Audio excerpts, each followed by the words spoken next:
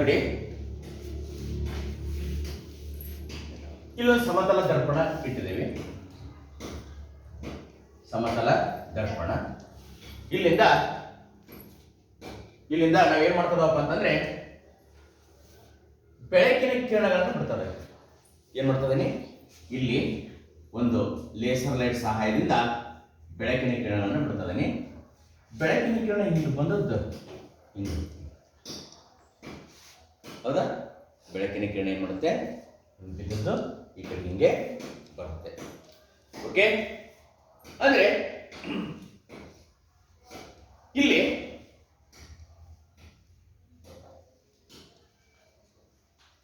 ಹಿಂಗೆ ಬೆಳಕಿನ ಕಿರಣ ಬಿಟ್ಟಿದ್ದೇವೆ. ಸಮತಲ ದರ್ಪಣ ಅಂದ್ರೆ ಕನ್ನಡಿ ಒಂದು ಟಾರ್ಚ್ ಬಿಡಲಿ. ಓಕೆ, ಇದನ್ನ ನಾನು ಹೆಂಗ್ ಬರಿತೇನೆ ಅಂದ್ರೆ ಈ ತರ ಬರ್ಕಂತ ನೋಡ್ರಿ. ಇದು ಸಮತಲ ದರ್ಪಣ, ಬೆಳಕಿನ ಕಿರಣ ಹಿಂಗೆ ಬಿಟ್ಟದನಿ, ಇದು ಹಿಂಗೆ ಬರುತ್ತೆ. ಇಲ್ಲೊಂದು ಲಂಬ ಎಳೆನಿ, ಇಲ್ಲೇನು ಹೇಳೋಣ, ಇಲ್ಲಿ ಲಂಬ ಎಳೆನ. ಇದನ್ನೇನ ಪತನ ಕೋನ, ಯಾಕಂದ್ರೆ ಬೆಳಕಿನ ಕಿರಣ ಬಿಟ್ಟದಲ್ಲ. ಇದು ಕನ್ನಡಿ, ಇದು ಸಮತಲ ದರ್ಪಣ, ಇದು ಸಮತಲ ದರ್ಪಣ, ಇದು ಸಮತಲ ದರ್ಪಣ. ಇದು ಬೆಳಕಿನ ಕಿರಣ, ಇದು ಸರಿನಾ? ಬೆಳಕಿನ ಕಿರಣವನ್ನು ಹಿಂಗೆ ಬಿಟ್ಟಿದ್ದೀನಿ, ಇದು ಹಿಂಗೆ ಆಚೆಗೆ ಬಂದಿದೆ. ಇದು ಲಂಬ, ಇದು ಓಕೆ. ಪತನ ಬಿಂದುವಿನಲ್ಲಿ ಎಳೆದ ಲಂಬ, ಇದು ಗೊತ್ತಾಯ್ತಲ್ಲ? ಇನ್ನೊಂದ್ಸಲ ಮಾರ್ಕ್ ಮಾಡ್ತೀನಿ ನೋಡ್ರಿ. ಇದು ಬೆಳಕಿನ ಕಿರಣ, ಇದೊಂದು ಟಾರ್ಚ್ ಇಟ್ಟು ಬಿಟ್ಟಿದ್ದೀವಿ. ಬೆಳಕಿನ ಕಿರಣವನ್ನ, ಏಕ ಬೆಳಕಿನ ಕಿರಣ, ಒಂದು ಬೆಳಕಿನ ಕಿರಣವನ್ನು ಬಿಟ್ಟಿದ್ದೀವಿ. ಎದ್ರ ಮೇಲೆ ಬಿಟ್ಟಿದ್ದೀವಿ? ದರ್ಪಣ, ಕನ್ನಡಿ ಮೇಲೆ ಬಿಟ್ಟಿದ್ದೀವಿ. ಇದಕ್ಕೆ ಬೆಳಕಿನ ಕಿರಣ ಅಪ್ಪಳಿಸಿ ಪ್ರತಿಫಲನ ಹೊಂದಿ ವಾಪಸ್ ಇಲ್ಲಿ ಬಂದಿದೆ. ಇದು ಪತನ ಕಿರಣ. ಇದಕ್ಕೇನಂತ ಕರೆಯೋಣ? ಪತನ ಕಿರಣ. ಇದಕ್ಕೇನಂತ ಕರೆಯೋಣ? ಪ್ರತಿಫಲಿತ. ಏನಂತ ಕರೆಯೋಣ? ಇದಕ್ಕೆ ಪ್ರತಿಫಲಿತ ಕಿರಣ ಅಂತ ಕರೆಯೋಣ. ಇದೇನು? ಪತನ. ಎಂತ ಲಂಬ ಅದು? ಪತನ ಬಿಂದುವಿನಲ್ಲಿ ಎಳೆದ ಲಂಬ. ಎಂತ ಲಂಬ ಇದು? ಪತನ ಬಿಂದುವಿನಲ್ಲಿ ಎಳೆದ ಲಂಬ. ಇದೇನಿದು? ಸಮತಲ ದರ್ಪಣ. ಈ ನೋಡಿ, ಒಂದು ಪತನ, ಒಂದು ಬೆಳಕಿನ ಸಮಾಂತರ ಕಿರಣವನ್ನ ಸಮತಲ ದರ್ಪಣಕ್ಕೆ ಬಿಟ್ಟಾಗ ಅದು ಪ್ರತಿಫಲಿತ ಕಿರಣವನ್ನು ಬಿಡುಗಡೆ ಮಾಡುತ್ತದೆ. ಪತನ ಬಿಂದುವಿನಲ್ಲಿ ಒಂದು ಲಂಬವನ್ನು ಎಳೆದಾಗ ಇದು ಪತನ ಕೋನ ಉಂಟು ಮಾಡ್ತತಿ. ಇದು ಯಾವ ಕೋನ ಹೇಳಿ ನೋಡೋಣ. ಹೌದು, ಕರೆಕ್ಟ್, ಪ್ರತಿಫಲಿತ ಕೋನ. ಪತನ ಕೋನಕ್ಕೆ ಐ ಅಂತ ಕರೆಯೋಣ. ಯಾಕೆ?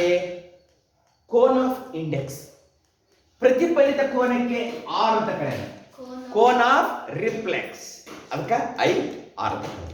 ನೋಡ್ರಿ, ಐ ಆರು ಸಮ ಅದಾವ ಅಥವಾ ಬೇರೆ ಬೇರೆ ಅದಾವ? ನಾವು ಇದನ್ನ ಬ್ಯಾಟ್ರಿ ಈ ಕಡೆ ತಂದಂಗ ಇದು ಕೂಡ ದೊಡ್ಡದಾಗ್ತಾ ಹೋಗ್ತದೆ. ಪತನ ಕೋನ ದೊಡ್ಡದಂಗ ಪ್ರತಿಫಲಿತ ಕೋನ ದೊಡ್ಡದ. ಅಂದರೆ ಪತನ ಕೋನ ಸಮ ಈಸ್ ಈಕ್ವಲ್ ಟು ಪ್ರತಿಫಲಿತ ಕೋನ.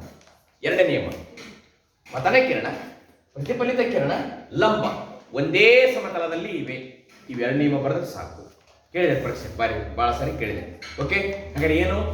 ಬೆಳಕಿನ ಪ್ರತಿಫಲನದ ನಿಯಮಗಳನ್ನ ಬರೆಯಿರಿ ಅಂತ ಪ್ರಶ್ನೆ ಕೇಳ್ತಾರೆ. ಏನಂತ ಬರೀಬೇಕು? ಪತನ ಕೋನ ಮತ್ತು ಪ್ರತಿಫಲಿತ ಕೋನ ಸಮವಾಗಿರುತ್ತವೆ. ನಂತರ ಪತನ ಕಿರಣ, ಪ್ರತಿಫಲಿತ ಕಿರಣ, ಪತನ ಬಿಂದುವಿನಲ್ಲಿ ಎಳೆದ ಲಂಬ ಒಂದೇ ಸಮತಲದಲ್ಲಿ ಇರುತ್ತವೆ. ಮೂರು ಒಂದೇ ಸಮತಲದಲ್ಲಿ ಇರುತ್ತವೆ. ಇವು ಬೆಳಕಿನ ಪ್ರತಿಫಲನದ ನಿಯಮಗಳು. ಕಮಾನ್, ಬರ್ಕೊಳ್ಳಿ.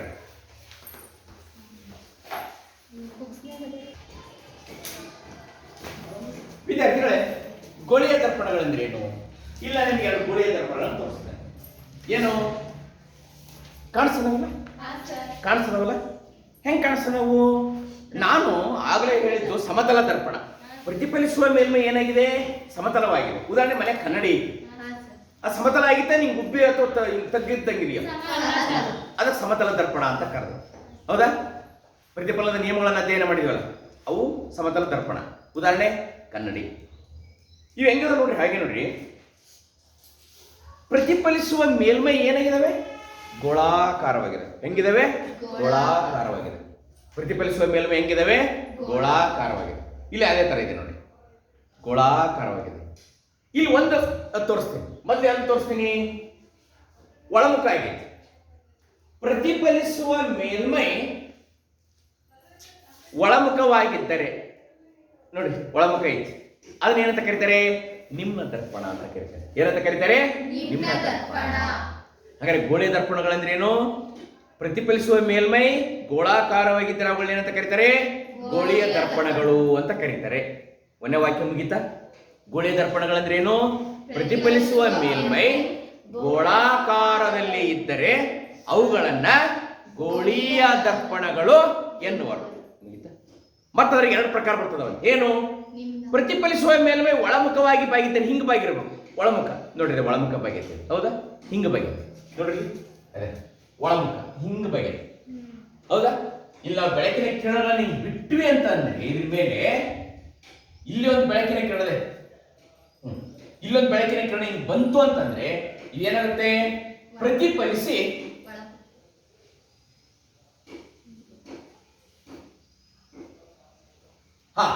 ಪ್ರತಿಫಲಿಸಿ ಓಕೆ ಈ ರೀತಿ ಪ್ರಧಾನ ಅಕ್ಷದ ಮೇಲೆ ಛೇದವಾಗುತ್ತೆ. ಓಕೆ, ಪ್ರತಿಫಲಿಸುವ ಮೇಲ್ಮೈ ಒಳಮುಖವಾಗಿ ಬಾಗಿದ್ದರೆ ಅದನ್ನ ನಿಮ್ನ ದರ್ಪಣ ಎನ್ನುವರು. ಏನಂತ ಕರೀತಾರೆ? ಅದನ್ನ ನಿಮ್ನ ದರ್ಪಣ. ಹಾಗಾದ್ರೆ ಯಾವ ದರ್ಪಣ ನನ್ನ ಕೈಲಿರೋದು? ನಿಮ್ನ ದರ್ಪಣ. ಯಾಕೆ? ಪ್ರತಿಫಲಿಸುವ ಮೇಲ್ಮೈ ಏನಾಗಿದೆ? ಒಳಮುಖವಾಗಿ ಬಾಗಿದೆ. ಇನ್ನೊಂದು ದರ್ಪಣ ತೋರಿಸ್ತೀವಿ. ಇದು ಯಾವ ತರ ಇದೆ? ಪ್ರತಿಫಲಿಸುವ ಮೇಲ್ಮೈ ಹೊರಮುಖವಾಗಿ ಬಾಗಿದೆಯೋ ಅಥವಾ ಒಳಮುಖವಾಗಿ ಬಾಗಿದೆಯೋ? ಪ್ರತಿಫಲಿಸುವ ಮೇಲ್ಮೈ ನೋಡಿ ಇದೇ ತರ ಇಟ್ಕೊಳ್ತೀನಿ ನಾನು, ಕಾಣಿಸ್ತಲ್ಲ? ಪ್ರತಿಫಲಿಸುವ ಮೇಲ್ಮೈ ಹೊರಮುಖವಾಗಿ ಬಾಗಿದ್ದರೆ ಅದನ್ನ ಏನಂತ ಕರಿತೇವೆ ನಾವು? ಪೀನ ದರ್ಪಣ. ಏನಂತ ಕರಿತೇವೆ ನಾವು? ಪೀನ ದರ್ಪಣ. ಪ್ರತಿಫಲಿಸುವ ನೋಡಿ, ಹಾಗಾದ್ರೆ ಪ್ರಶ್ನೆ ಏನು? ಪೀನ ದರ್ಪಣ ಎಂದರೇನು? ಪ್ರತಿಫಲಿಸುವ ಮೇಲ್ಮೈ ಹೊರಮುಖವಾಗಿ ಬಾಗಿದ್ದರೆ, ಸಿಹಿಯ ನೋಡಿ, ಇಲ್ಲಿ ಹೊರಮುಖವಾಗಿ ಬಾಗಿದೆ ಅಲ್ವಾ? ಪ್ರತಿಫಲಿಸುವ ಮೇಲ್ಮೈ ಹೊರಮುಖವಾಗಿ ಬಾಗಿದ್ದರೆ ಏನಂತ ಕರೀತಾರೆ? ಪೀನ ದರ್ಪಣ. ಇನ್ನ ದರ್ಪಣ ಧ್ರುವ ಅಂದ್ರೆ ಏನು ಅಂತಂದ್ರೆ, ದರ್ಪಣಗಳ ಕೇಂದ್ರ ಭಾಗವನ್ನ ದರ್ಪಣಗಳ ಧ್ರುವ ಅಂತ ಕರೀತಿದ್ದಾರೆ. ದರ್ಪಣದ ಮಧ್ಯಪ್ರದೇಶ. ಓಕೆ, ಪ್ರಶ್ನೆ ಏನು? ದರ್ಪಣದ ಧ್ರುವ ಅಂದ್ರೆ ಏನು ಅಂತ ಅಲ್ವಾ?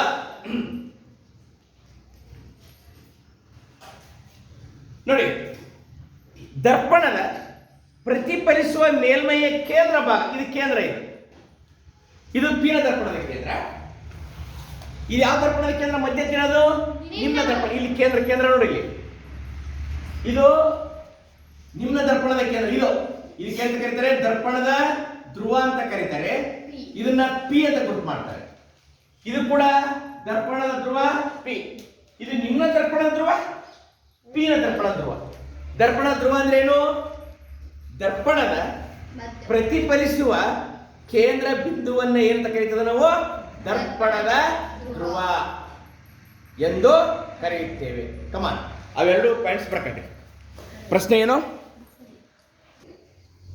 ಓಕೆ, ಇಲ್ಲಿ ನೋಡಿ, ಇದು ಯಾವ ದರ್ಪಣ? ಇಲ್ಲಿ ನೋಡಿ, ಸಿ ಹಿಯರ್, ಇದು ಯಾವ ದರ್ಪಣ? ಮಾತಾಡಿ. ಇದು ಯಾವ ದರ್ಪಣ? ನನ್ನ ಕೈಯಲ್ಲಿ ನಿಮ್ನ ದರ್ಪಣ. ಯಾಕೆ? ಪ್ರತಿಫಲಿಸುವ ಮೇಲ್ಮೈ ಕೇಂದ್ರದ ಏನಿದೆ? ಪ್ರತಿಫಲಿಸುವ ಮೇಲ್ಮೈ ವೃತ್ತದ ಕೇಂದ್ರದ ಕಡೆಗೆ ಇದೆ, ಅಂದ್ರೆ ಒಳಮುಖವಾಗಿ ಬಾಗಿದೆ. ಇದು ಯಾವ ದರ್ಪಣ? See here, stop writing. ಇದು ಯಾವ ದರ್ಪಣ? ಇದು ಪೀನ ದರ್ಪಣ. ಪ್ರತಿಫಲಿಸುವ ಮೇಲ್ಮೈ ಹೊರಮುಖವಾಗಿ ಬಾಗಿದೆ. ಇಲ್ಲಿ ನೋಡಿ,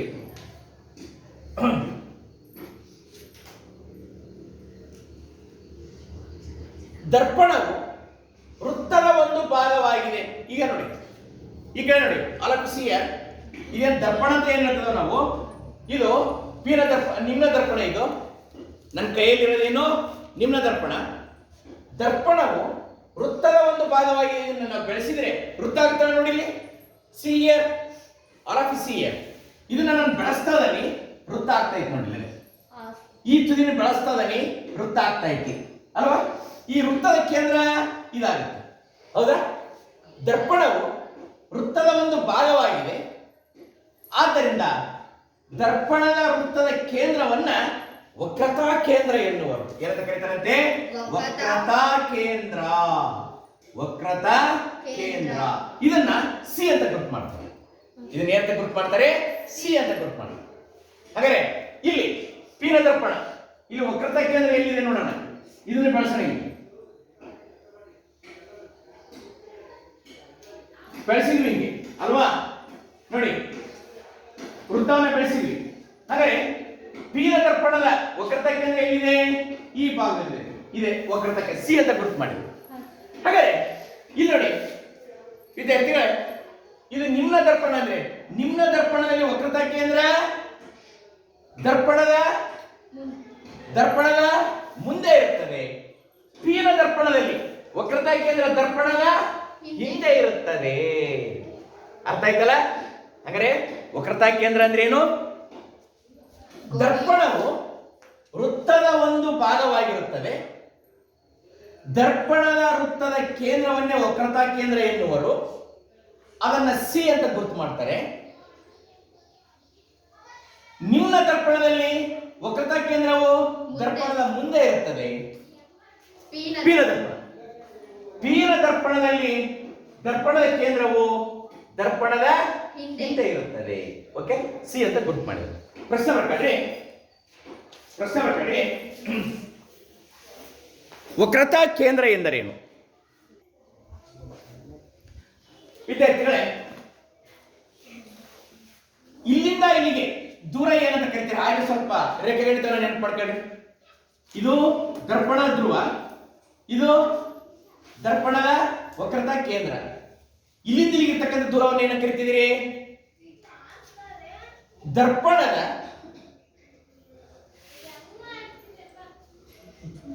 ವೃತ್ತದ, ಹೌದಾ? ದರ್ಪಣ ವೃತ್ತದ ಕೇಂದ್ರ. ದರ್ಪಣವು ವೃತ್ತದ ಒಂದು ಭಾಗವಾಗಿದೆ. ದರ್ಪಣದ ವೃತ್ತದ ಕೇಂದ್ರವನ್ನ ವಕ್ರತಾ ಕೇಂದ್ರ ಅಂತ ಕರಿತೀರಿ. ದರ್ಪಣದ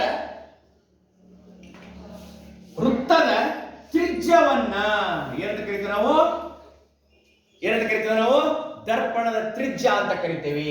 ಇದನ್ನ ಆರ್ ಅಂತ ಗುರುತು ಮಾಡ್ತೇವೆ. ಹಾಗಾದ್ರೆ ಇಲ್ಲಿಂದ ಇಲ್ಲಿರ್ತಕ್ಕಂಥ ದೂರ ಏನಪ್ಪ? ಆರ್. ಪಿ ಸಿ ನಡುವೆ ಇರತಕ್ಕಂಥ ದೂರ ಏನು? ಆರ್. ಇದನ್ನೇ ವಕ್ರತಾ ತ್ರಿಜ್ಯ ಅಂತ ಕರೀತಾರೆ. ಇದನ್ನ ಏನಂತ ಕರೀತಾರೆ? ವಕ್ರತಾ ತ್ರಿಜ್ಯ ಅಂತ ಕರೀತಾರೆ.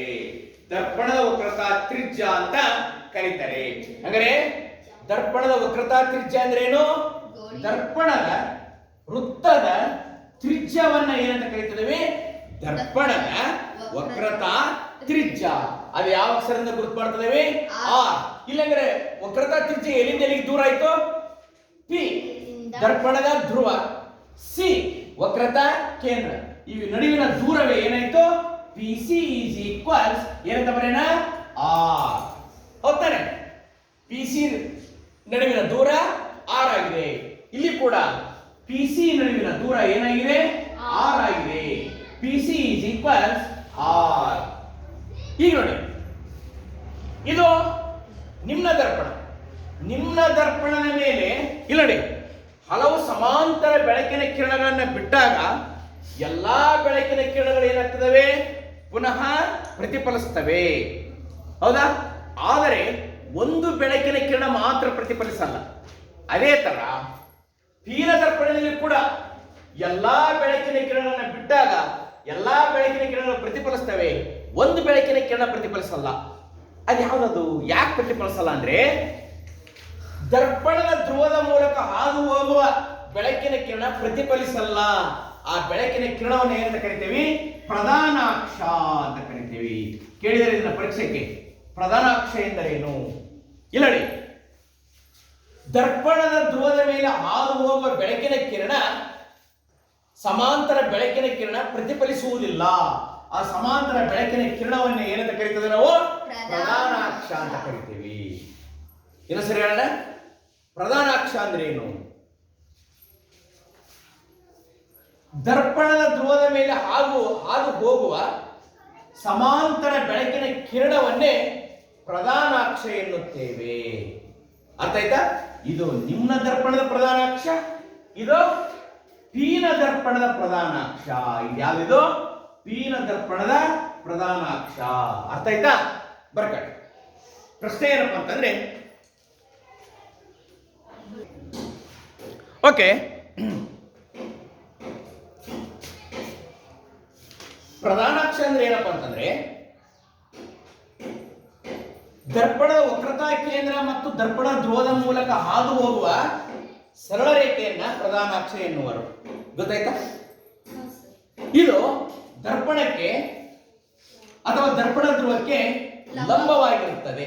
Okay, yes. ಇದು ನಿಮ್ನ ದರ್ಪಣದ ಪ್ರಧಾನಾಕ್ಷ, ಇದು ಪೀನ ದರ್ಪಣದ ಪ್ರಧಾನಾಕ್ಷ. ನೆಕ್ಸ್ಟ್ ಪಾಯಿಂಟ್,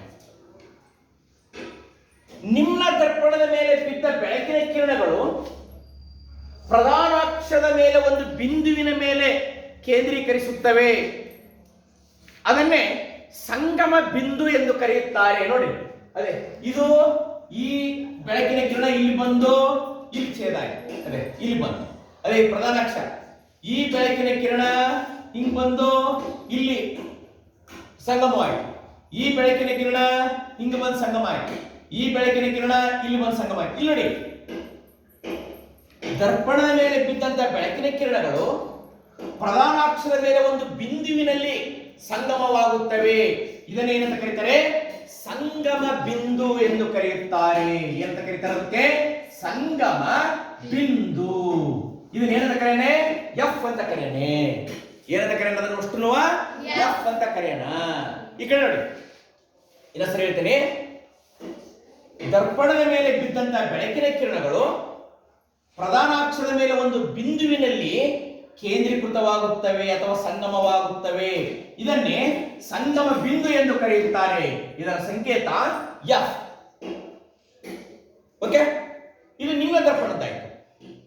ಪೀನ ದರ್ಪಣದ್ದು, ಪೀನ ದರ್ಪಣದ ವಿಚಾರದಲ್ಲಿ ಏನಾಗುತ್ತಪ್ಪ ಅಂತಂದ್ರೆ, ದರ್ಪಣದ ಮೇಲೆ ಬಿದ್ದಂತ ಬೆಳಕಿನ ಕಿರಣಗಳು, ಪೀನ ದರ್ಪಣ ಬೆಳಕಿನ ಕಿರಣಗಳು ಏನ್ ಮಾಡ್ತದೆ ಗೊತ್ತಾ?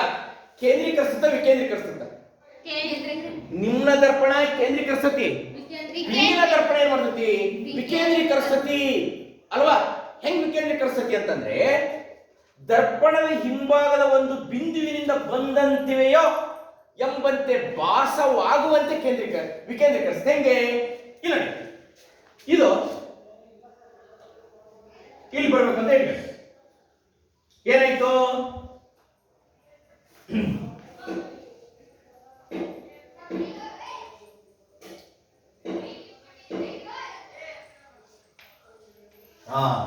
ಈ ಬೆಳಕಿನ ಕಿರಣ ಹಿಂಗ್ ಬರ್ತದೆ, ಇಲ್ಲಿಂದ ಬಂದಂತಿವೆ ಅಂತ ಕಾಣಿಸುತ್ತೆ.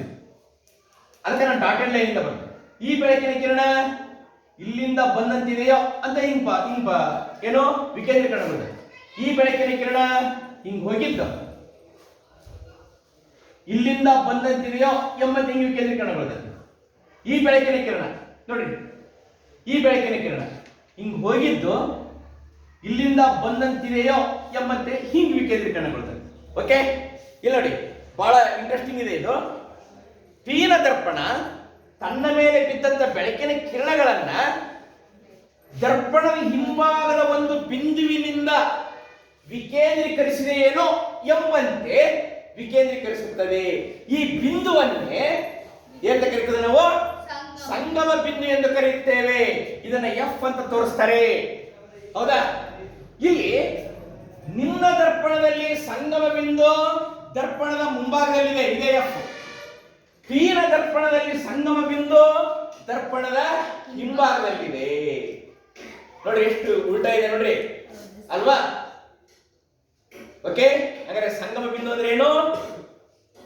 ದರ್ಪಣದ ಮೇಲೆ ಬಿದ್ದಂತ ಬೆಳಕಿನ ಕಿರಣಗಳು ಪ್ರಧಾನಾಕ್ಷದ ಮೇಲೆ ಒಂದು ಬಿಂದುವಿನಲ್ಲಿ ಕೇಂದ್ರೀಕರಿಸುತ್ತವೆ. ಇದನ್ನೇ ಸಂಗಮ ಬಿಂದು ಎಂದು ಕರೆಯುತ್ತಾರೆ. ಇದನ್ನೇನಂತ ಸೂಚನೆ ಮಾಡಿರೋ? F, capital F, big letter F. Okay, ನಿಮ್ನ ದರ್ಪಣದಲ್ಲಿ ಸಂಗಮ ಬಿಂದು ದರ್ಪಣದ ಮುಂಭಾಗದಲ್ಲಿರುತ್ತದೆ. ಪೀನ ದರ್ಪಣವು ಬೆಳಕಿನ ಕಿರಣಗಳನ್ನು ವಿಕೇಂದ್ರೀಕರಿಸುವುದರಿಂದ ಪೀನ ದರ್ಪಣದ ಹಿಂಭಾಗದ ಒಂದು ಬಿಂದುವಿನಿಂದ ಬೆಳಕಿನ ಕಿರಣಗಳು ವಿಕೇಂದ್ರೀಕರಣಗೊಂಡಂತೆ ಭಾಸವಾಗುತ್ತವೆ. ಆದ್ದರಿಂದ ಪೀನ ದರ್ಪಣದಲ್ಲಿ ಸಂಗಮ ಬಿಂದು ದರ್ಪಣದ ಹಿಂಭಾಗದಲ್ಲಿರುತ್ತದೆ. ಇಲ್ಲಿ ಇರ್ತಕ್ಕಂಥ ನಡುವಿನ ದೂರವನ್ನು ಏನಂತ ಕರೆಯೋಣ? ಪಿ ಮತ್ತು ಸಿ ನಡುವಿನ ದೂರ, ಪಿ ಮತ್ತು ಎಫ್ ನಡುವಿನ ದೂರ ಏನಂತ ಕರೆಯೋಣ ನಾವು? ಪಿ ಮತ್ತು ಎಫ್ ನಡುವಿನ ದೂರ, ಪಿ ಮತ್ತು ಎಫ್ ನಡುವಿನ ದೂರ ಏನಂತ ಕರೆಯೋಣ? ಸಂಗಮ ದೂರ. ಏನಂದ್ರೆ ಸಂಗಮ ದೂರ ಅಂದ್ರೆ ಸಂಗಮ ಧ್ರುವ ಮತ್ತು ಸಂಗಮ ಬಿಂದು ಇವುಗಳ ನಡುವಿನ ದೂರವೇ ಸಂಗಮ ದೂರ. ಅದನ್ನ ಎಫ್ ಅಂತ ಗುರುತು ಮಾಡೋಣ. ಸಂಗಮ ದೂರ ಅಂದ್ರೆ ಏನು? ದರ್ಪಣದ ಧ್ರುವ ಮತ್ತು ಸಂಗಮ ಕೇಂದ್ರ ಅಥವಾ ಸಂಗಮ ಬಿಂದು ಇವುಗಳ ನಡುವಿನ ದೂರವೇ ಸಂಗಮ ದೂರ. ಅದನ್ನ ಏನಂತ ಗುರುತು ಮಾಡಿದ್ವಿ? Small letter F. ಏನಂತ ಗುರುತು ಮಾಡಿದ್ವಿ? ಸ್ಮಾಲ್ ಲೆಟರ್ ಎಫ್ ಅಂತ ಗುರುತು ಮಾಡಿದ್ವಿ. ಅರ್ಥ ಆಯ್ತಾ? ಓಕೆ, ಬರ್ಕಟ್ ಲಾಸ್ಟ್ ಪ್ರಶ್ನೆ.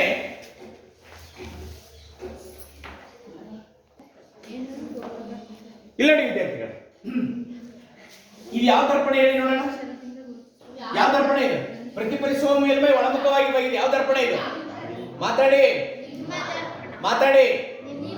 ಇಲ್ಲಿ ಪ್ರತಿಫಲಿಸುವ ಮೇಲ್ಮೈ ಹೊರಮುಖವಾಗಿ ಬಗಿದೆ. ಇದು ಯಾವ ದರ್ಪಣ? ಮಾತಾಡಿ.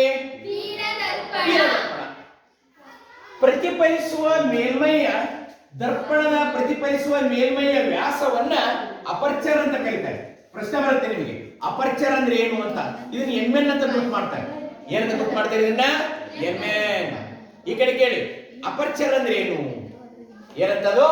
ಅಪರ್ಚರ್. ಬರೀತಾ ನೋಡಿ. ಇಲ್ಲ, ಅಪರ್ಚರ್ ಅಂದ್ರೆ ಏನಪ್ಪಾ ಅಂತಂದ್ರೆ ಪ್ರತಿ ಗೋಳೀಯ ದರ್ಪಣದ ಪ್ರತಿಫಲಿಸುವ ಮೇಲ್ಮೈಯ ವ್ಯಾಸವನ್ನ, ಗೋಳೀಯ ದರ್ಪಣದ ಪ್ರತಿಫಲಿಸುವ ಮೇಲ್ಮೈಯ ವ್ಯಾಸವನ್ನ ಏನಂತ ಕರೀತಾರೆ? ಅಪರ್ಚರ್ ಅಂತ ಕರೀತಾರೆ. ಇದನ್ನ ಎಂಎನ್ ಅಂತ ಗುರುತು ಮಾಡ್ತಾರೆ. ಇಲ್ಲಿ ನಾನು ಒಂದು ಪ್ರಶ್ನೆ ಕೇಳ್ತೇನೆ. ಈ ಕಡೆ ನೋಡಿ, ಸಿಂಪಲ್ ಅಂತ ಪ್ರಶ್ನೆ ಕೇಳ್ತೇನೆ. ಇದೇನಿಗೆ ಇಲ್ಲಿಂದ ಇಲ್ಲಿಗೆ ದೂರ ಏನಂತ ಕರೀ ನಾನು? ಕಮಾನ್ ಮಾತಾಡಿ. ಇಲ್ಲಿಂದ ಇಲ್ಲಿಗೆ ದೂರ ಏನಂತ ಕರೀ ನಾನು? ಪಿ ಸಿ ನಡುವಿನ ದೂರ ಏನು? ಗೋಳೀಯ ದರ್ಪಣದ ಇದೇನಿದು? ದರ್ಪಣ ಧ್ರುವ ಮತ್ತು ವಕ್ರತಾ ಕೇಂದ್ರ ನಡುವಿನ ದೂರ ಏನಂತ ಕರಿತೀನಿ? ಆರ್ ಅಂದ್ರೆ ಏನು? ವಕ್ರತಾ ತ್ರಿಜ್ಯ. ನೋಡಿ ನೆನ್ಪಿಟ್ಕೊಳ್ರಿ, ಆರ್ ಅಂದ್ರೆ ಏನು? ವಕ್ರತಾ ತ್ರಿಜ್ಯ. ಆರು ಸಂಗಮ ಬಿಂದುವಿಗೆ ಹೇಗೆ ಸಂಬಂಧವನ್ನು ಹೊಂದಿದೆ?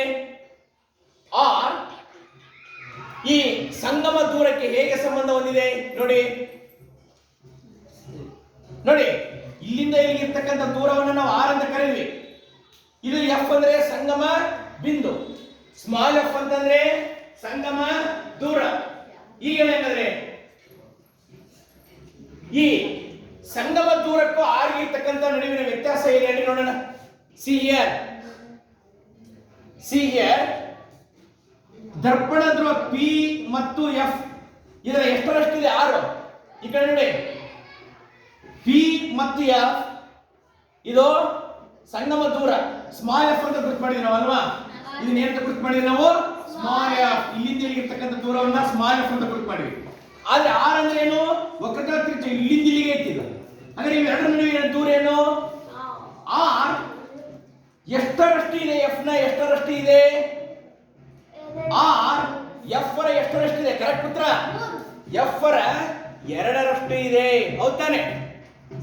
ಅಂದರೆ R is equal to small F. ಅಂದ್ರೆ ವಕ್ರತಾ ತ್ರಿಜ್ಯ ಮತ್ತು ಸಂಗಮ ದೂರ ಇವುಗಳ ನಡುವಿನ ಸಂಬಂಧ ಏನಪ್ಪಾ ಅಂತಂದ್ರೆ ವಕ್ರತಾ ತ್ರಿಜ್ಯ ಸಂಗಮ ದೂರದ ಎಷ್ಟರಷ್ಟು ಇರುತ್ತದೆ?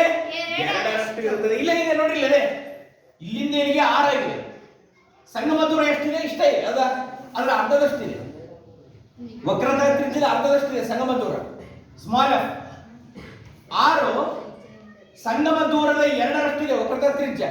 ಆದ್ದರಿಂದ ವಿದ್ಯಾರ್ಥಿಗಳೇ, ವಕ್ರತಾ ತ್ರಿಜ್ಯವು ಸಂಗಮ ದೂರದ ಎರಡರಷ್ಟಿರುತ್ತದೆ.